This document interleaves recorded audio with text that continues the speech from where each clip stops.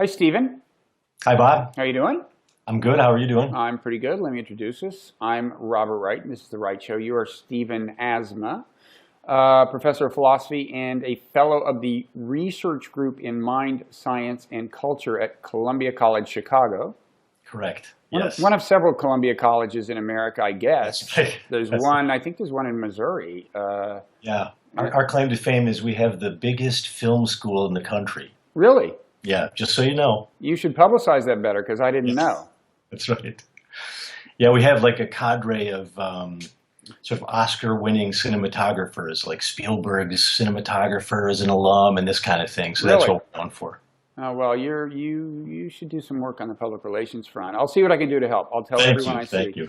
Um, so you have written a number of books. One of them is Why I Am a Buddhist. That's a fairly recent one. You wrote an earlier one that was more of an anthropological kind of look at Buddhism as practiced in Asia. That was called The Gods Drink Whiskey. Right.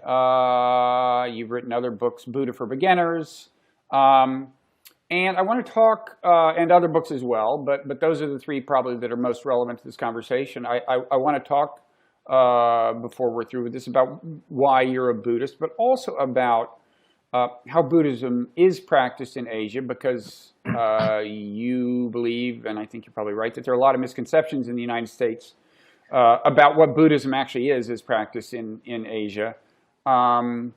And you've argued that these misconceptions kind of, in some ways, distort the debate here in the United States about religion, good or bad, as it's involved, for example, the New Atheists. You wrote an interesting piece in the Chronicle of Higher Education a few years ago about this.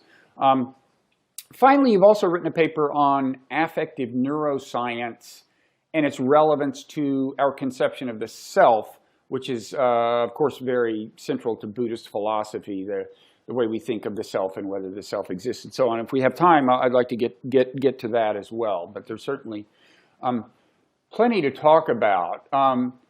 Before we get to why you are a Buddhist, why don't you talk a little about some of the misconceptions about Buddhism and how you became aware of those in your own travels? Yeah. I think starting in well, when I was in college, I took some courses and was exposed to Buddhism, and then some of my graduate work and then my doctoral work was in Buddhism. And at that point, this was in the 90s, Buddhism was not quite the hot property it is now. Although it was of interest, but at that time, as you'll remember, there was a big New Age movement. And so when I wrote my first book about Buddhism, it was to try to basically get rid of the hocus pocus and the supernatural aspects that had sort of been adopted by the New Age movement. So when you say get rid of, you mean you undermine the credibility of, or? Right. Well, at first, what had happened was the New Age movement basically grabbed all this stuff from Eastern thought and sort of mishmash of Buddhist and Hindu ideas, and well, maybe some Egyptian ideas and stuff from China, and basically just made a kind of feel-good faith that, if you wanted the world to change hard enough in your favor, you could just wish it so and it would happen. And I wanted to. It's funny. That's always worked for me. I'm surprised to hear that. You're more powerful than most then. Yeah. Because I wanted to sort of make sure that people knew that Buddhism was more serious stuff than this. So that was the first work that I did, was to try to show what's the Four Noble Truths and why Buddhism is really more of a early psychological theory. And that kept me going for about a decade. I was sort of on the road, sort of making this argument, and then I started to go to Asia, which and you realized you had been the opposite of correct. Right. It wasn't that I was wrong so much as I had a very provincial view myself of Buddhism. Mm-hmm. And this is my main criticism of, I think, of a lot of contemporary discussion of Buddhism, which is better than it was during the New Age period, but is still not informed by Buddhism, sort of cultural Buddhism on the ground. And so you see this even in fans of Buddhism, like you'll see in Sam Harris, Stephen Batchelor knows better, but lots of fans of Buddhism also have kind of a bookish version of Buddhism that they've learned from Western popularizers, some of which are excellent. I was one of them in the 90s, but I've come to have this much more, this richer understanding of Buddhism. I lived in Cambodia for a year. I lived in China on and off, in Shanghai, Beijing. I've traveled in Thailand, Laos, Vietnam. So I have a different picture of Buddhism, I think, than I did, certainly when I first fell in love with the philosophy. Now there are these cultural components, which a lot of people treat as sort of contaminations of the great, clean, hygienic, psychological theory. But I've come to actually appreciate some of this contamination as having a lot of wisdom also. So that's sort of the truth. So after I lived in Cambodia, I wrote a book about Southeast Asian Buddhism, Theravada Buddhism, which people don't know that much about. But I know you had Bhikkhu Bodhi on your show, which I think is a phenomenal. This guy's great and has done a great service to Theravada. Yeah. And so I know you know about it, but not a lot of people know about Theravada Buddhism. So that book I was going to ask you about that. I noticed there was an interview you did in 2005, and somebody said, "Why is Zen so much more popular in the United States than Theravada?" I was going to ask you if you think that's changed a little since then, because my exposure to Buddhism has come through a Vipassana tradition, which is, more or less, you could say, mindfulness meditation, although I don't think they're synonymous. And that's associated with Theravada. And there are now big meditation centers that grow out of that tradition in the United States. Yeah. I think that's very recent. That's my view. Is that you have come, in a way, that's the best stuff, in a way, to my mind, is Theravadan. Well, in the sense that Americans are getting the most uncut, pure version of Buddhism now than they've ever gotten in the past. My own view is that you had a very strong interest in Japanese Buddhism after World War II for obvious reasons. Mm-hmm. Then in the 80s and 90s, there was a very strong interest in Tibetan Buddhism, which continues. Because there was a lot of interest in the Dalai Lama and the China problem, and there were sort of the Beastie Boys were into Tibetan Buddhism, and so it was very hot. But now in the 2000s, and certainly in the last 5, maybe 10 years, I think that's right, that Theravada, particularly through Vipassana and insight meditation, has finally come into its own. In my experience, still people don't know that much about Southeast Asian Buddhism in Southeast Asia. They know this version. And we should emphasize that although Theravadan is associated with Southeast Asian Buddhism, and this gets to what we started out talking about, in spite of that, people who have been exposed to Theravada Buddhism in the United States are still mainly being exposed to kind of the philosophical dimension of it and the psychological and the kind of practical, the part dealing with meditative practice. And your whole point, much of your point, or the point of your one book, The Gods Drink Whiskey, is that there's a whole religious part of it in Southeast Asia that is remarkably like religion. Yeah, that's right. So talk about that. What does it mean to be a Buddhist in Southeast Asia? Well, if you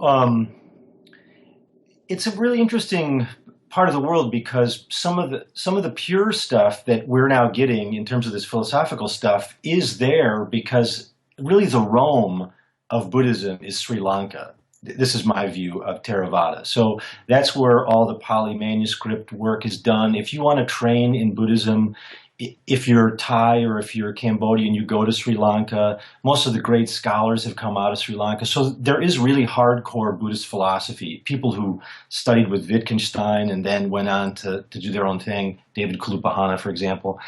But the religion is really pervasive there. It's not like going to China, where you would be hard-pressed to even know anybody was Buddhist. You don't see religion like you do in Southeast Asia. Everywhere you look in Southeast Asia, you just turn around, and there's temples, and there's Buddhist monks in these saffron robes, and there's incense burning, and it is a deeply devotional culture like in India. And what you have in Southeast Asia is you have this old animism, which I've become a bit of a fan of. And then you have, And by animism, why don't you define that term quickly? Because it's okay. a very prevalent form of religion in much of the world. Yeah, I think we tend to think of monotheisms, and maybe we'll throw in, Buddhism or Hinduism, but really, I think the oldest and the most widespread religion is animism, which is basically the belief that there are spirit beings, sort of invisible, and they're ubiquitous. They're everywhere. They're in my backyard. They're in the river. They're in the mountain. They're in the stream. Anybody who's ever seen the Hayao Miyazaki Japanese animation film knows that that's all animism stuff. And in Africa, it dominates. In Asia, it dominates. And what you see, for example, if you go into a Thai restaurant, is there'll be a little shrine, and it'll be sort of by the cash register by the kitchen, and then the owners will put lotus leaves or incense or maybe shot glasses with whiskey or vodka. And the idea is that you're trying to draw the tutelary spirits to live inside this house by making it really So great. they'll come in for the free drinks, and then they'll Right. take good care of your restaurant. That's right. And then It's like giving cops free coffee if you run a Dunkin' Donuts. it's exactly the same principle. And then they won't shake you down or make your business fall apart or anything like that. And so this dominates in Southeast Asia, and it's such a syncretic religion. So you have animism, then you have this ancient Brahmanism or Hinduism built on top of that, and then you have Buddhism built on top of that. So you have these three layers. And the average Buddhist is all three of these things. They see no problem. And did they don't think of the animistic part as part of their Buddhism per se, or did they even ask themselves the question? It is not. If you talk to somebody, one of these Sri Lankan monks who's been educated in Sri Lanka, or has got a formal education, he knows better. But that's not how most Buddhists see it, sort of on the ground. In fact, I would go to Buddhist temples in Southeast Asia, and sort of over in the corner, there would be one of these animistic shrines, and the Buddhist monks would also be making offerings there too. And it wasn't considered to be a violation of Buddhist principles. But if you know the scriptures very well, you know that the Buddha himself was thought that a lot of this stuff was just distracting. So we should take sort of an agnostic view towards it. Okay, so there's the animism. I mean, as for supernatural elements that you find infusing the lives of Buddhists in Asia, there's the animism that maybe has origins technically independent from Buddhism. But then Buddhism itself has Buddhist doctrine includes supernatural elements, right? Right. Yeah. Yeah. This stuff usually gets edited out of the Western versions of Buddhism, and there's good reason for that, because there are many things the Buddha said where he was trying to revise and critique the Brahmanistic tradition that he grew up in, which was not only very hierarchical, but was also very ritualistic and supernatural. But also Buddhism has all kinds of stuff. If you look at the original scriptures, the idea of reincarnation is very strong, that you're going to come back repeatedly. The Jataka tales are stories that are not that well known in the West, but everybody in Southeast Asia knows the Jataka tales. Those are the stories of the Buddha's previous lives before he was Gautama Siddhartha. And kids learn Buddhism this way. And they're wonderful, utterly charming stories about how the Buddha overcame some bully, some monster in the forest with compassion. So you learn a lot of Buddhism this way, but it's all filled with supernatural powers and deities. And then the cultures of Buddhism that grew up later also had a lot of supernatural stuff. If you look at all Asians know the story of Journey to the West, or Shioji, which is this monkey king who was tamed by the Tang monk Xuanzang. And the Tang monk goes to India and gets the scriptures of Buddhism and brings it back to China. Now that's true, that really happened, and Chinese Buddhism really got going during this period. But then this elaborate supernatural story that's like a Star Wars movie grew up around it. And so a lot of Asians learn their Buddhism from that story, Journey to the West, which has like a monkey that can make himself the size of a planet or the size of a bug, and then the Buddha makes his hand the size of the universe, and all kinds of crazy stuff. Okay, and you mentioned deity. So, I mean, Buddhists, leave aside the animistic in syncretism. I mean, Buddhists, they make offerings to deities and ask for stuff, right? I mean, kind of like Christians ask for things in prayer, right? Yeah, right. If you ask again a monk who's well trained, he knows the difference between. Usually, the Buddhists will follow the triple gems, and the triple gems are: you ask the sangha or the community for help when you need help. You ask the Buddha for help, and you turn to the Dharma, which is the teachings.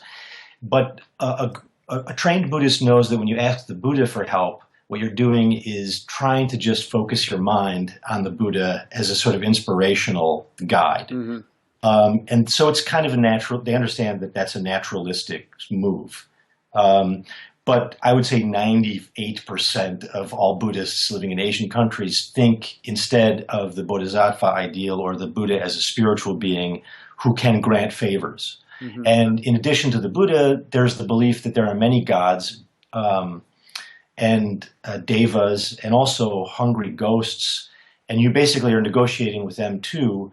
The difference, I would say, is they are considered they're divine, they're invisible, they're more like superheroes. Mm-hmm. But they're also, according to the Dharma, they're trying to work out their own enlightenment as well. So it's not like Western gods who are already enlightened. They're on their path too and trying to overcome craving. So you can get them to do work for you, but they're not perfected. Mm-hmm. They're just really powerful. So in a way, the Buddha is not entirely unlike Jesus. I mean, the Christians, Jesus died but lives on, and they pray sometimes direct their prayers to Jesus per se. I mean, we won't get into the Trinity and all the complications, but a prayer might begin.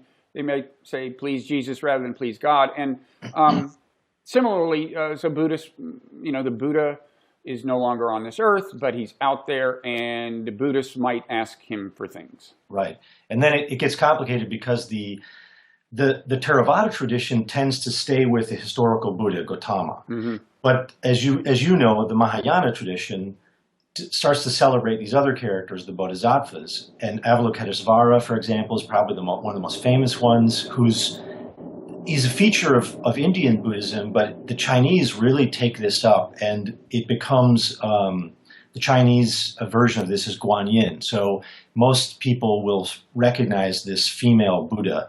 They've seen her sort of standing with flowing robes. Usually it's a white porcelain. My grandmother had one of these in her house. They're very common.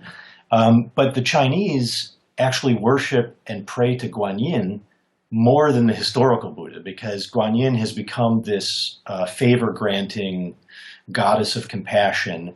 And so all of the sort of, talisman and the amulets and everything, and the prayers are usually directed to Guanyin. And more Chinese know Guanyin, who's a derivative Buddha, than know the historical Buddha, Gautama. And is the deal with these bodhisattvas who have lived in the past, I'm a little confused, is the idea that they could have attained enlightenment and, just lived in nirvanic bliss or something, but instead chose to go around helping people?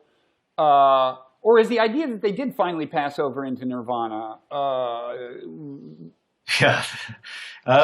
There's two schools of thought on this, which you just gave, I think. And I think that's true. That's one way to explain it, particularly to Westerners, has been they could have gone on to this other realm, but they stay in this world to help. Mm-hmm. But really, nirvana isn't really another realm according to original Buddhism. It's a state of... It's an enlightened state of mind. Being, you remain on the planet, you function. Presumably, right. You don't just sit there, but you are enlightened in nirvana. Right, and so you can imagine that the Bodhisattva works in that scenario as well. Mm-hmm. But it's clear that in Mahayana Buddhism, this Bodhisattva has attained sort of eternal life mm-hmm. as well. Like, it's not just somebody who, like Gautama, right. attained enlightenment and then lived to be 70 right. something. And again, it's in Mahayana that you would find people, I guess, praying to bodhisattvas. And Mahayana covers the kind of the great Asian landmass in a way, aside from Southeast Asia, pretty much, right? I mean, China, to the extent that Buddhism is practiced in China, notwithstanding the discouragement of it during the communist era, and Japan and Korea. Right, and of course, wherever it lands, it takes on the local culture as well. Like it was heavily influenced by animism called Bon in Tibet. In Japan, Shintoism influenced it, and I think Taoism influenced it heavily in China and produced Zen or Chan Buddhism. It also slides down the coast into Vietnam. So interestingly, even though Cambodia and Vietnam are right up against each other, it's really this huge divide between Theravada and Mahayana. So if you go just across the border into Vietnam, you will see Guan Yin or Quan Am, and lots of bodhisattvas worshipped, whereas in the Theravada countries, it's more the historical Buddha that gets the focus. Okay. And so these bodhisattvas, they're a little like saints in Christianity. They're past figures that lived exemplary lives, and you might actually pray to them. Yeah. I think we've gotten a little clearer on how Buddhism is actually practiced. Now, back to the kind of Buddhism that you personally are attracted to. When you write a book called Why I'm a Buddhist, what's the case you make? Why are you a Buddhist, and what kind of Buddhist are you? Okay. I think when I started out, I think the attraction was the same attraction that many of us had who are lapsed Catholics or people who might have been raised according to some monotheism, but then as they got older, they found this, unsatisfying because, well, science and, it also felt a little provincial after a while. So I was attracted to the naturalism of Buddhism, that it was an early psychological theory that said, even though all the stuff you and I have been talking about so far doesn't fit this generalization, the Buddha thinks that you can't really control the external world. So what you can do is control the mind. So I'm going to show you how you can do that. So that was very attractive to me. And also I thought it gets deep fast. Like Jesus tells these kind of cool stories. Here's the prodigal son. But the Buddha is actually giving philosophical arguments, which I found very exhilarating. Because I was a philosophy major, so I thought, well, this guy actually has premises and conclusions, and then there's a whole tradition of disputation in Buddhism that I was attracted to. But it was definitely much more of a mental sort of head game for me, I think, early on. And then I got older and I had a kid, and had the various sort of troubles of midlife. And then I thought, there's a lot of therapeutic good in Buddhism too, which is, it's very satisfying on a philosophical level because I think the idea of no self or anatta is probably right for the most part. I think the idea of the idea, in other words, that there's not a self, that our sense that there is a self here is kind of an illusion. Yeah, and of course the idea of a metaphysical soul, I thought, okay, that's charming, but probably not true. And also the impermanence of all things is a fairly common feature of Buddhism, and the interdependence of everything, the paticca or dependent arising. So these metaphysical ideas were attractive, but then the Four Noble Truths really became very attractive to me because I believe, the Buddha had his early life was fairly prosperous, opulent, wealthy, and then he left that behind and became kind of an ascetic and denied himself pleasures, and then he felt that neither of these were helping him overcome craving, and so he took this middle way path.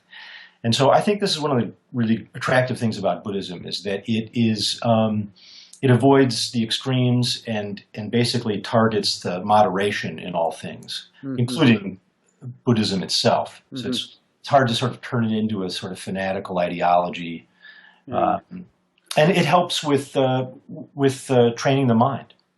Although I've always thought that, when they say it's the middle path, that was truer in its original context than today. In other words, I guess the early texts say, well, on the one hand, we're not these crazy total ascetics, who are just abusing themselves for spiritual purposes. On the other hand, we're not self-indulgent. But then you look at the path actually laid down by Buddhism. By modern standards, it's pretty austere. I mean, certainly to get to nirvana, right, you have to, give up, I don't want to overstate the case, but all attraction to everything and all aversion to everything almost. That technically, I know people would say it isn't attraction, it's attachment, and it isn't whatever. But You know what I'm saying? I mean, Yeah. The goal is for your happiness to become totally uncorrelated to what's going on around you, and that takes some pretty extreme practice to get there. Yeah. And you and I probably know some Zen practitioners who are very austere and humorless and live the sort of ascetic thing. I think there's something attractive to people in that, but I don't think that's the real Buddhism. The subtitle, I'm trying to remember the subtitle of my book, Why I'm a Buddhist. It's like, it's like Real Buddhism with Red Meat and Whiskey. I can't remember the subtitle of my own book. So that's your second whiskey book then? Yeah, so, right. So I obviously drink. Part of my reason for making this argument was if you go back and you look at the original texts, there is a very ascetic tradition, but that is the Vinaya. That's for the monks. The Tripitaka is really 3 baskets of wisdom. There's a basket of scriptures that is for the monks, and it's the really ascetic stuff you're talking about. Then there's a basket of stuff that's for the professional philosophers called the Abhidharma, or the Abhidhamma, and that's, I know you want to get into that too. I think that's probably some interesting stuff. It's largely about psychology. It's like theories of the structure of the mind and so on. Although it is related to practice, it's related to how you alleviate or eliminate suffering. But it's actual kind of psychology, the Abhidhamma. Right. And it's psychology without the self, which is like this phenomenological matrix of events. But so there's that. Then the middle basket in the Tripitaka is for lay people.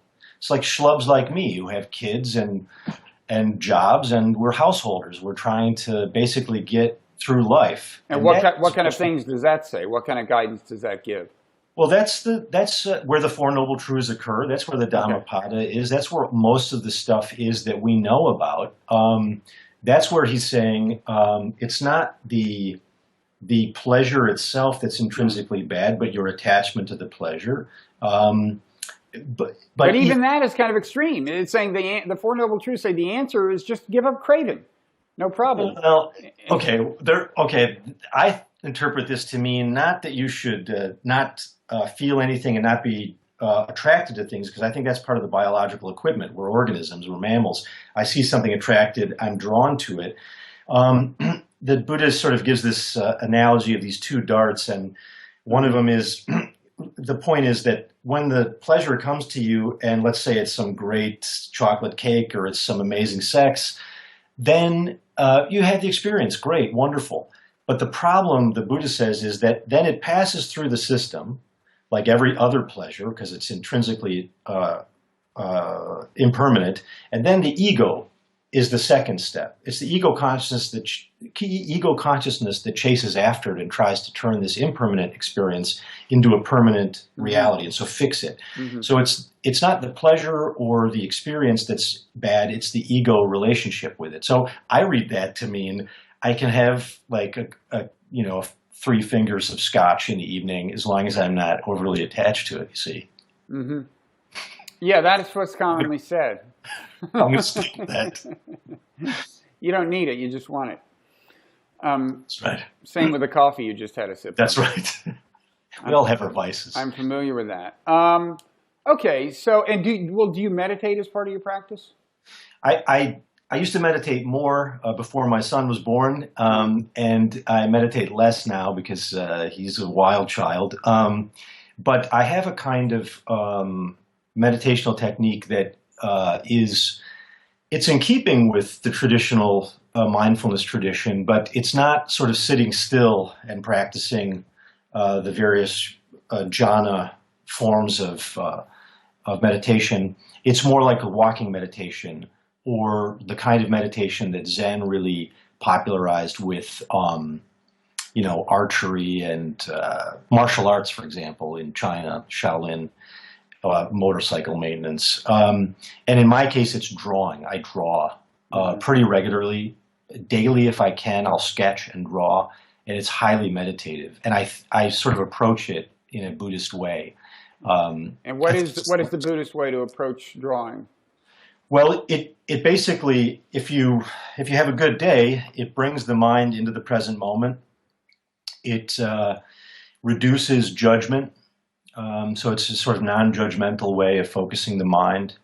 I think it's a kind of embodied meditation as well, rather than just sort of sitting still and trying to train the mind. I think it's a way of also bringing the body into the present moment, which again is something that Zen really sort of celebrated. I actually think it has some advantages to standard Vipassana meditation, which is, I also think drawing is a kind of, there's a kind of a epistemic dimension to drawing that's not widely recognized, which is that drawing is a kind of investigation. And you actually learn something about the object that you're drawing, if in fact you're drawing an object. So, and then it turns off some of this sort of mind wandering and distraction that's so common, and reduces a lot of, the sort of constant distraction that our culture is really good at. So, well, certainly part of meditation, especially the first part, is to quiet the mind, and focusing on a task can do that. Does your approaching drawing in a Buddhist spirit benefit from your years of sitting meditation? I like to think it does. I can't be sure. I think it does. It helps me concentrate better. There's a lot of this evidence coming out of fMRI studies, and you know this material well, which is that really good meditators seem to be able to have more control over some of these, even subcortical functions. So I'm hoping that I'm able to sort of focus better on the drawing. But meditation is, one of the things I learned in Southeast Asia was that you have to have a middle way approach to meditation as well. And some people really get addicted to meditation and think it's the end-all be-all of Buddhism. And really, I remember this guy telling me in Thailand, he said, you have good days, you have bad days. If you have a bad day, the next day you just try to dedicate yourself again. You don't beat yourself up too much. You try to also, while you're having all this compassion for everybody else, you should direct some of it towards yourself. And I think this is true about meditation. So I do what I can.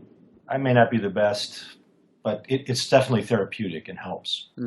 Okay.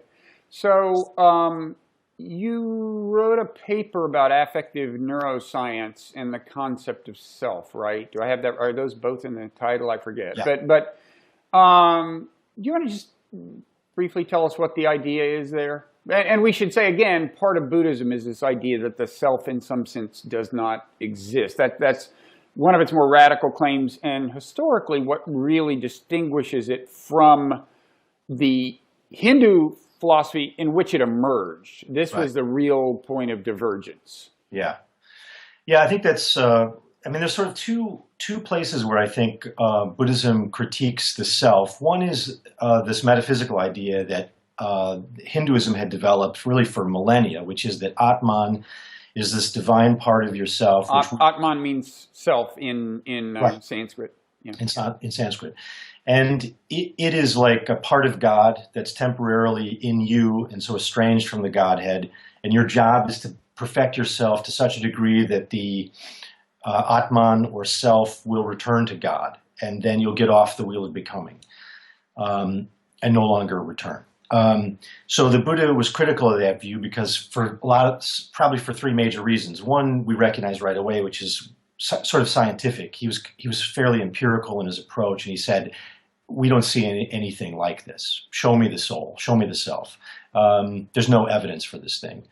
And he also thought there were moral reasons for rejecting it because he thought that if you believe in this, then you're going to be concerned with protecting it in your next life and your next life, and then you're not going to see the people who need your help in the here and now. So he thought that morally it was inferior to believe in a self or a soul. It trained your vision too far into the distance.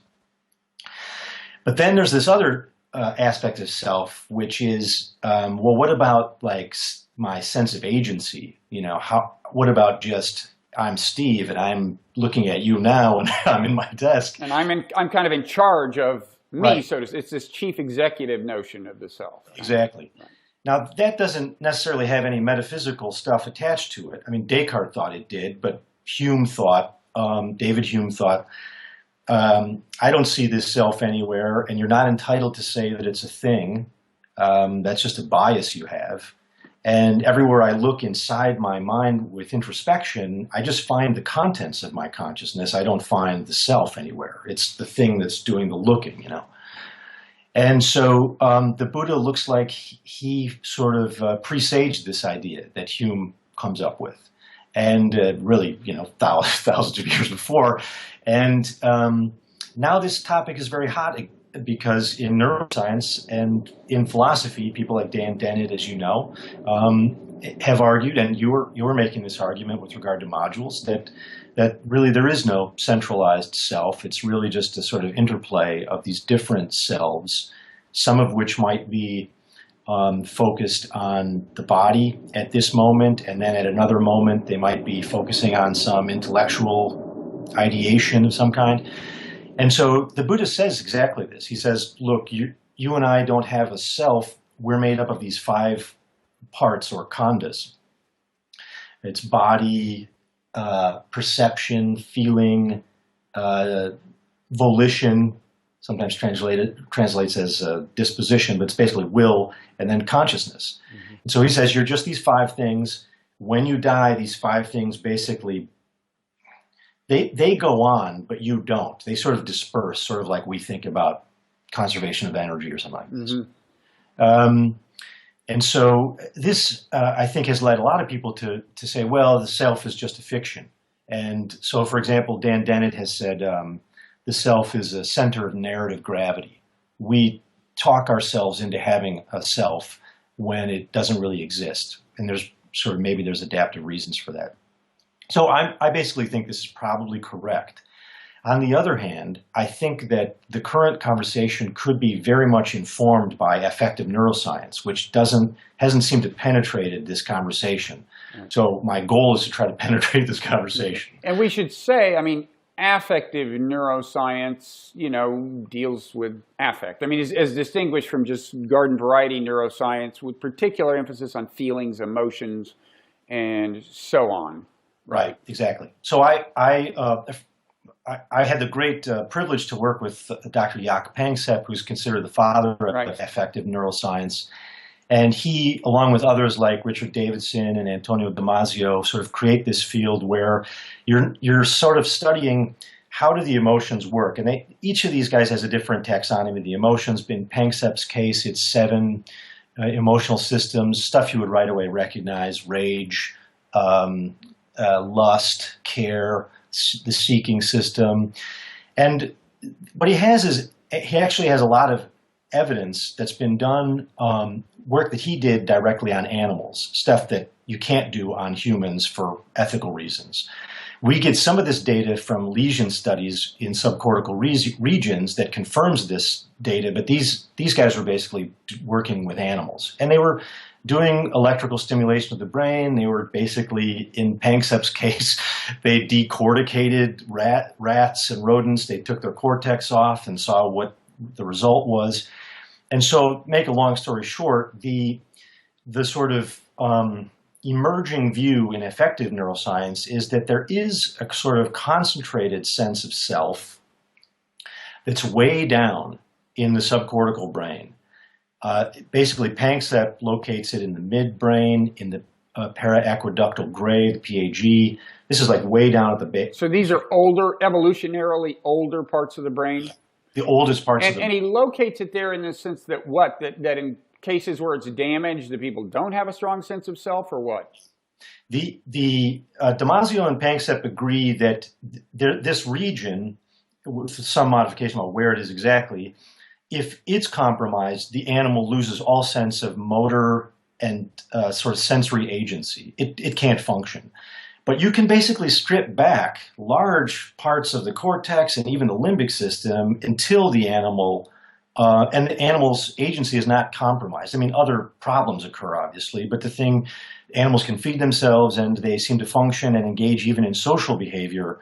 And there have been these sad cases where even children have been born with very compromised neocortexes that Damasio looks at. And strangely enough, they have relatively rich emotional lives and a sense of what he thinks is agency. So Affective neuroscience suggests there's a much older core self or proto-self.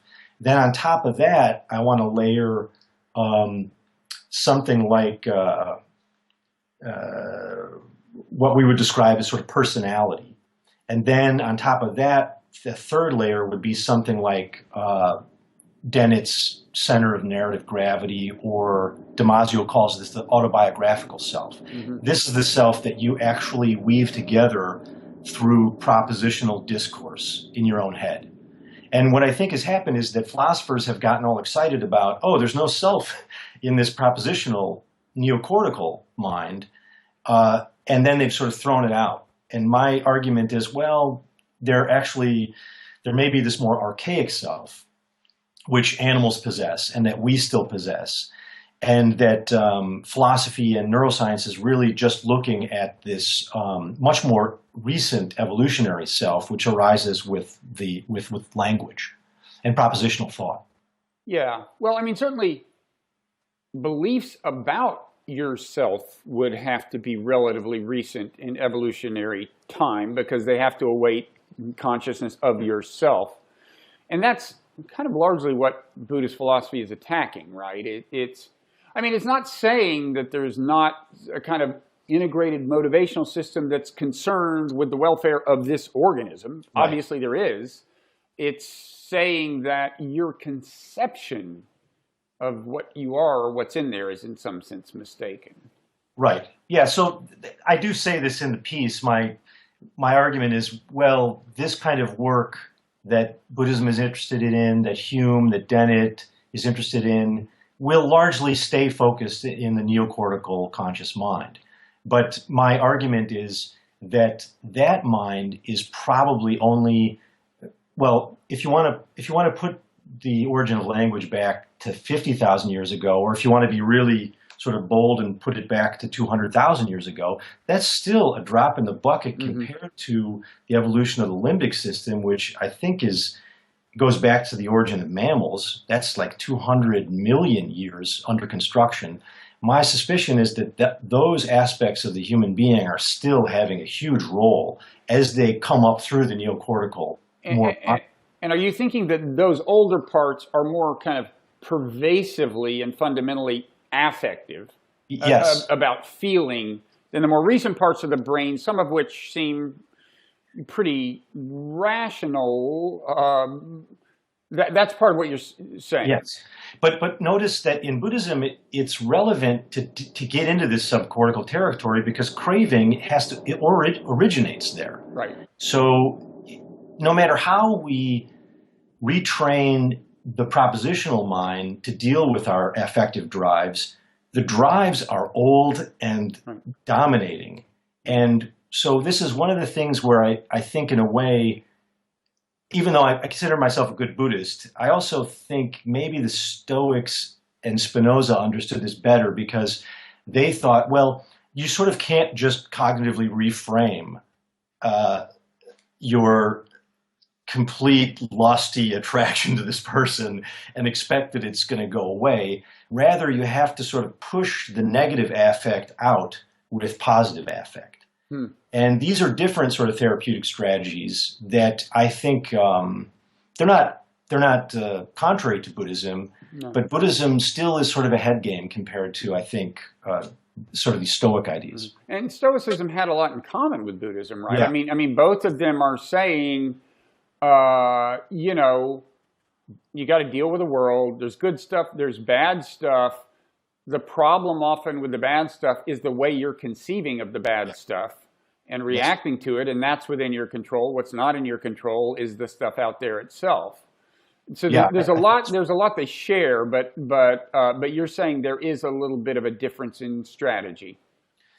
I mean, this is just a matter of emphasis, really, because sometimes I'll see Buddhists talk about, well, if you let's say they'll even put people in an fMRI reader and they'll show them these disturbing images, and then they'll say, well, let's try to downgrade the negative affect that you're feeling, and they'll use these strategies, and some of them are, well, let's try to cognitively reframe what you just experienced. And so the experimenter will remind the person, it's just a movie, it's just a photograph, it's not real. And sure enough, you can see where this helps down-regulate some of the negative affect. The amygdala starts to quiet down, this kind of stuff.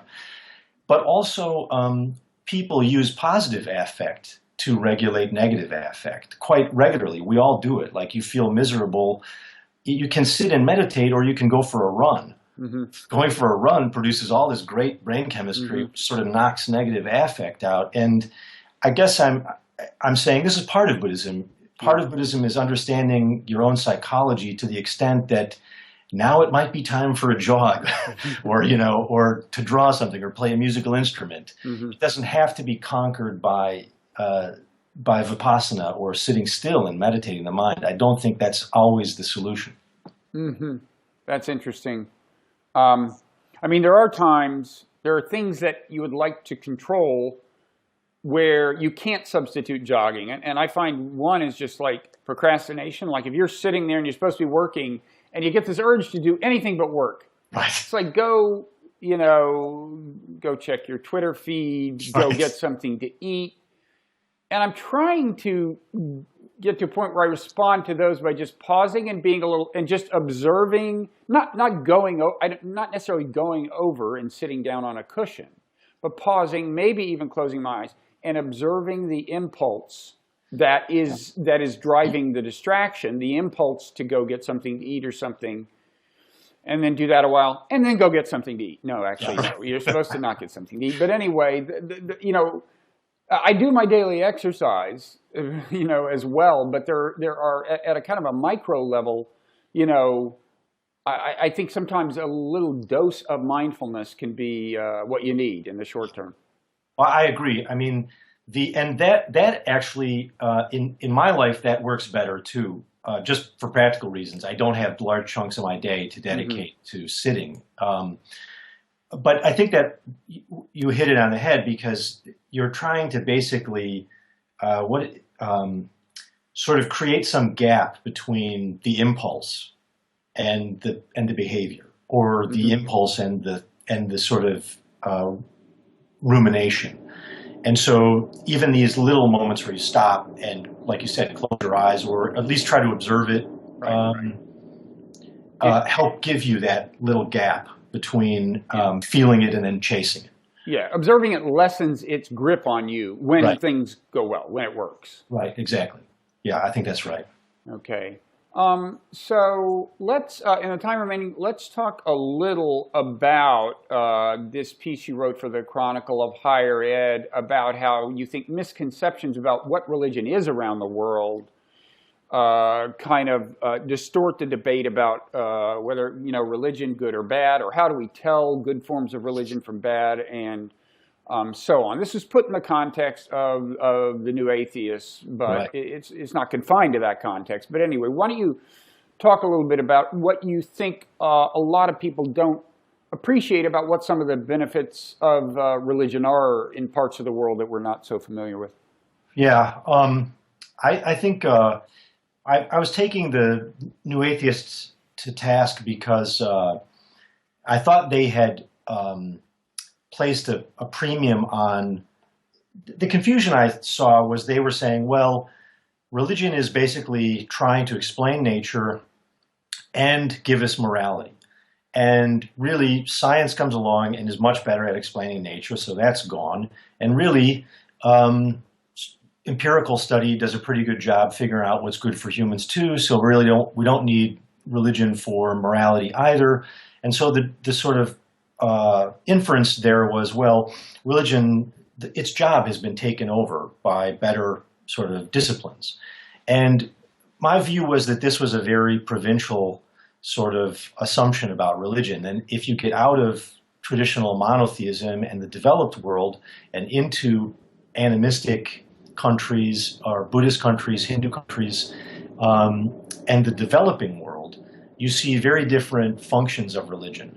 For the most part, most of the people that you meet in Southeast Asia or in African religions are not interested in developing a cosmology or an explanation of nature. There'll be a mythology. People will know it. Okay, fine. It's just in the background.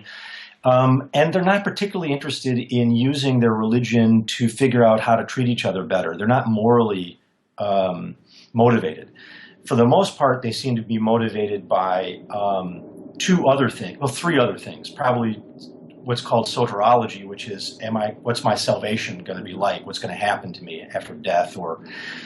But then these two other things that really interested me. One was just the kind of how do I attain better peace and happiness in a world of servitude and misery, which is a common problem in the developing world, which is why I think Christianity was attractive in the Roman period, and why Stoicism was attractive, and why Buddhism is attractive, because life is hard.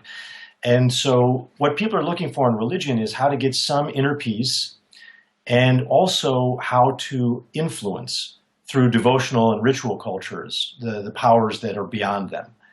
And when you factor those things in, the story is more complicated and more interesting. So my argument was that these guys need to get out into the religious world. And so my view, now I know, Christopher Hitchens was a great journalist and went all over the world, and so this sort of criticism doesn't quite apply to him. But I think these other guys have learned a lot about the rest of the world, more through books. Maybe that's unfair, fine, I said it. And instead, if you get out there in the world, what you begin to see is that religion is more about emotional management. What's happening is people are using their religion as a way to, not just the Durkheimian view where you have a kind of a social glue. That's definitely a big part of religion, I think. People have alliances in the developing world which are religious, and it really helps them survive. But also, I think religion helps people handle these emotional systems that we were talking about earlier, that I'm really kind of into now because of affective neuroscience. Mm-hmm. I think we have like a finite list of these. Everybody has sort of lust and sexual attraction. Everybody has families, and they have to deal with things like filial devotion, loyalty, betrayal. And everybody has anger management problems, and everybody dies. And so what I begin to see in my own view is that religion is sort of better at sort of sculpting these emotions in a way that's adaptive for the individual and for the group. So my own view is that religion is adaptive, that it evolved, that it continues to be successful and useful in places where people are less prosperous than we are in this country. And that stuff should be added to the conversation. And so one feature of lives in less prosperous countries is a kind of chaotic quality often. I mean, stuff happens more unpredictably, more catastrophically, more painfully than it might in a more technologically modern society. That's right.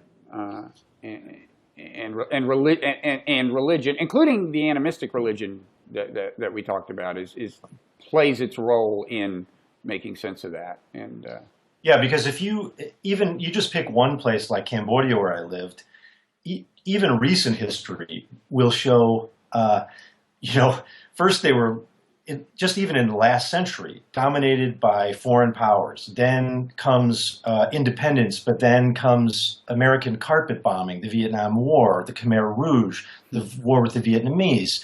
They have a prime minister who basically, if you disagree with him, you end up dead. Like, you just walk down the street in Cambodia, and on everybody's house, where their windows are, there's like people have just created like barbed wire using broken glass. Like it's a world that's very different from the world you and I are living in. Mm-hmm. And even I would argue that some of our I know that we have some very bad poverty in this country too, but this is that times, I don't know times what, but you literally every few seconds your people are having limbs blown off there from landmines. Mm-hmm. So in this part of the world, if you come to them with, there's a God, there's a deistic God who laid down the laws of nature and they function inexorably, and all you have to do is, do science and maybe, focus on these sort of secular values, life is going to be much better. They're going to laugh at this because their world is very capricious. And so the religion they have sort of matches that, and it gives them a kind of power Now you might say, well, it's not real power. It would be better to have antibiotics than have some shaman putting blood on the door. I agree. I totally agree.